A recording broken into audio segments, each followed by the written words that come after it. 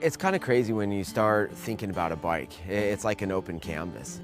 You know, I did a run of these bikes that were bare metal and patina. I did a 51 panhead. I did a 75 shovel. And I really wanted to build an original knuckle. To me, that's just the most iconic motor that Harley ever did. Trying to find them is hard as hell. All the years of building bikes, it was always about building up to the knuckle to me. Trying to find the frame, the motor, the transmission, the primary. These are all original parts that they don't make anymore. It took a lot of work and it took a lot of friends to find all the parts and pieces. I ended up getting a 46 knuckle motor that needed to be completely rebuilt. I ended up finding a 45 frame in the rafters at some old shop in Colorado. My buddy had some parts, we had to shop around. It took 3 months to find all the parts and to get it all put back together. I felt like the Knucklehead motor really lends itself to this old gnarly style of chopper that I really wanted to do.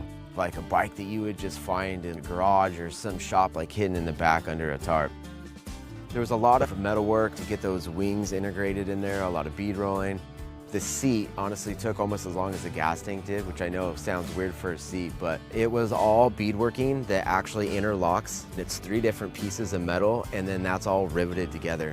And they all have to be perfect. If one rivet gets off, you have to drill it out, redo it. I wanted everything that I built almost to feel like it was an old school part, but yet have that handcrafted, sense to it. For me, it's letting the parts and the creation kind of take place as you do it. Every piece I create almost creates the next piece. It talks to you and it lets you know how it should be. I feel like that motor is so iconic that you can do a raw bike. You can do this patinaed, kick-ass, in-your-face build with it, and the motor, honestly, it just makes it look better and better. I wanted this Knucklehead to feel like this old king in his throne.